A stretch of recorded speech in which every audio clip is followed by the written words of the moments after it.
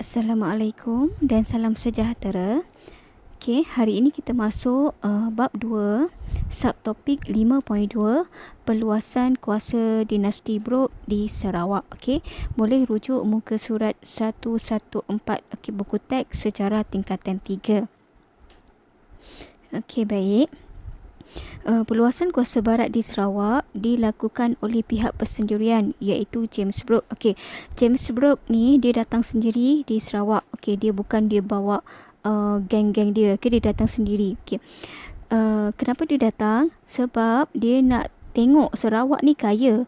Okey, kekayaan Sarawak terutamanya sagu, antimoni dan emas. Okey, menarik perhatian James Brooke untuk menguasai Sarawak. Dan beliau menggunakan banyak strategi untuk dia luaskan kuasa dia. Okey. Selain perpecahan politik di Sarawak,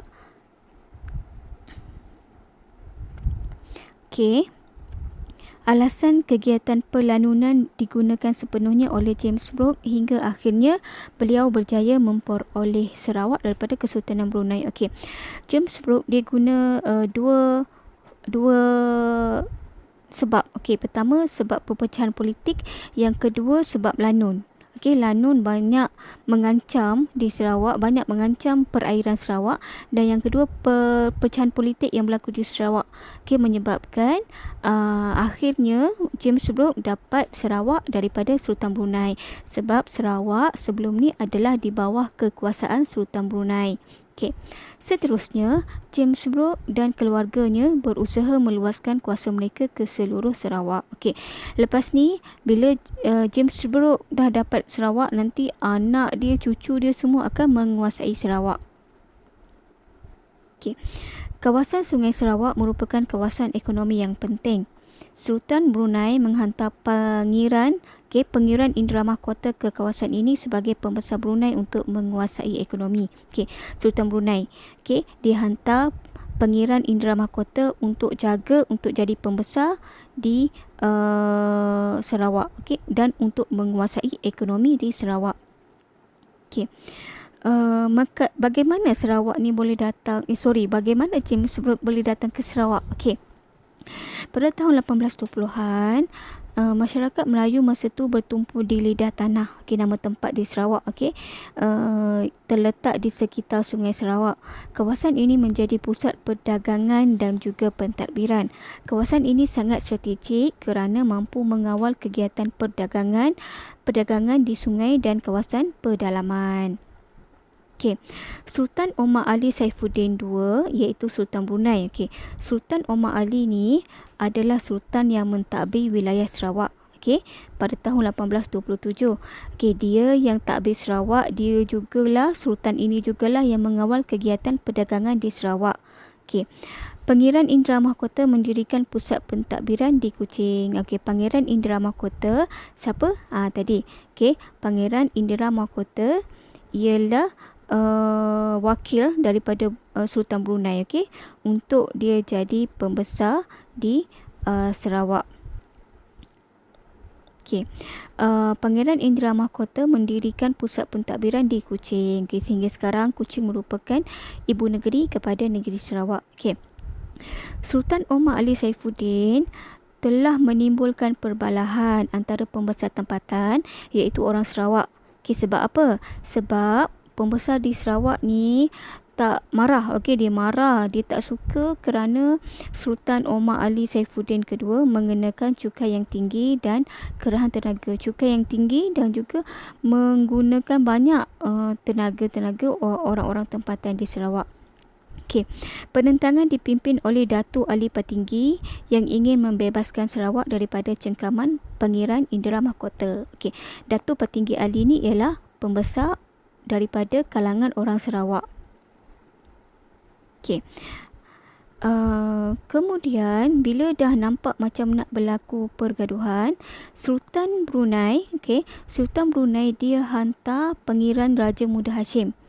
Okey, Pangeran Raja Muda Hashim ialah bapa saudara kepada Sultan Brunei. Okey, dia hantar Pangeran Raja Muda Hashim untuk memujuk Datuk Petinggi Ali dan pembesar-pembesar Melayu yang lain. Tetapi gagal. Masa inilah Pangeran Raja Muda Hashim dia minta bantuan James Brooke. Masa tu James Brooke memang dah intai-intai dah kawasan Sarawak, dia dah tengok dah Sarawak ni boleh dibangunkan kerana mempunyai sumber kekayaan yang banyak. Okey. James Brooke dia ambil ini sebagai peluang dia untuk dapatkan Sarawak. Okey. Pada peringkat awal menjalani aktiviti pengambaraan di antara Sarawak dan juga Singapura dengan kapalnya, okey, Royalist. Okey, James Brooke ni mula-mula dia just mengembara je antara Sarawak dan Singapura menggunakan kapal dia Royalist. Okey. Dan James Brooke ini dia mendapat sokongan daripada pihak British, okey, melalui Angkatan Tentera Laut. Okey, tentera British support okey pengembaraan dia. Okey, ini adalah James Brooke. Okey, James Brooke dia menerima pelawaan Pangeran Raja Muda Hashim tadi yang dia nak minta tolong dengan James Brooke untuk menyelesaikan masalah dia di Sarawak. Okey, James Brooke dia bagi syarat. Okey, kalau Raja Muda Hashim nak minta tolong James Brooke, okey, Pangeran Raja Muda Hashim kena serahkan Sarawak kepada James Brooke. Okey, Datuk Petinggi Ali ni pembesar di Sarawak. Okey. Beliau telah melakukan penentangan terhadap pentadbiran Brunei pada tahun 1836. Okey, Datuk Petinggi Ali telah menentang tindakan-tindakan wakil daripada Sultan Brunei yang telah menjejaskan kehidupan masyarakat tempatan. Contohnya macam tadi, mengenakan cukai yang tinggi dan mengenakan banyak kerahan tenaga. Okey. Datuk Petinggi Ali pun bersetuju untuk berunding dengan James Brooke sebab dia nak tamatkan penentangan dia terhadap Brunei. Okey, James Brooke, tengok James Brooke dia orang tengah, dua-dua minta pertolongan dia. Okey, pembesar tempatan daripada Sarawak dan juga pembesar daripada Brunei. Okey, James Brooke menggunakan kesempatan terhadap masalah yang berlaku di Sarawak sehingga berjaya menyelesaikannya. Okey, James Brooke guna 4 strategi untuk dia capai matlamat dia. Okey, apa 4 strategi itu? Okey, 4 strategi itu ialah rundingan, ugutan, perjanjian dan ketenteraan. Okey, yang pertama rundingan. James Brooke, okey, dia berunding pertama dengan Raja Muda Hashim. Okey, dia berunding dengan Pangeran Raja Muda Hashim sebab Pangeran Raja Muda Hashim ni minta dia untuk selesaikan pertelingkahan yang berlaku di Sarawak. Okey, dalam rundingan ini Pangeran Raja Muda Hashim dia nak bagi Sarawak kepada James Brooke. Okey, dan tawaran ini telah dilakukan sebanyak 2 kali sebelum James Brooke terima dia. Okey, itu adalah rundingan yang pertama. Okey. Strategi ugutan dilakukan oleh James Brooke sebanyak 2 kali. Okey, tadi rundingan, ini ugutan pula. Kenapa? Okey, sebab pertama, Pangeran Raja Muda Hashim dia cuba berdolak dalik dan tidak bersetuju dengan rundingan yang dilakukan sebelum ni. Okey, tadi dia janji nak bagi Sarawak kepada James Brooke sekiranya James Brooke dapat selesaikan masalah dia. Tetapi Pangeran Raja Muda Hashim ni dia seolah-olah macam tak nak bagi pula Sarawak dekat James Brooke. Jadi James Brooke dia ugut Pangeran Raja Muda Hashim dan bersedia menyerang kedudukan Pangeran Raja Muda Hashim di Kuching. Okey, dia gunakan ugutan. Okey. Tindakan ugutan oleh James Brooke ini menyebabkan Pangeran Raja Muda Hashim bersetuju untuk serahkan Sarawak kepada James Brooke. Okey, itu ugutan yang pertama, ugutan kepada Pangeran Raja Muda Hashim. Ugutan yang kedua, dia dibuat kepada Sultan Brunei sendiri, okey, Sultan Omar Ali Saifuddin. Okey, ugutan kedua ini berlaku semasa James Brooke hadir sendiri ke Brunei, diiringi oleh Angkatan Tentera Laut British. Okey, James Brooke pergi jumpa sendiri Sultan Omar untuk dia mengesahkan penyerahan Sarawak seperti yang dilakukan oleh Pangeran Raja Muda Hashim.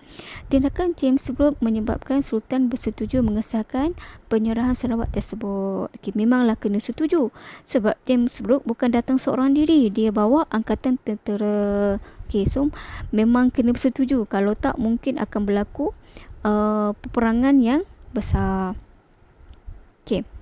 Yang ketiga, strategi yang digunakan oleh James Brooke ialah perjanjian. Okey, ada dua perjanjian. Okey, yang berlaku pada tahun 1841 dan 1842. Okey, kedua-dua perjanjian ini membolehkan James Brooke mendapatkan kekuasaan dia sebagai pemerintah Sarawak dan secara langsung menamatkan kekuasaan Kesultanan Brunei di Sarawak. Okey. Perjanjian pertama 1841, perjanjian dengan Pangeran Raja Muda Hashim. Okey.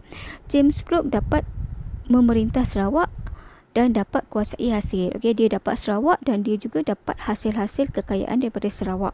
Okey, dan tetapi dalam masa yang sama James Brooke kena menghormati dan memelihara undang-undang dan adat Melayu di Sarawak. Okey. Perjanjian yang kedua ialah perjanjian dengan Sultan Brunei, Sultan Omar Ali Saifuddin pada tahun 1842. Okey. Sultan Brunei menyerahkan Sarawak dari kawasan Tanjung Datu ke Sungai Samarahan.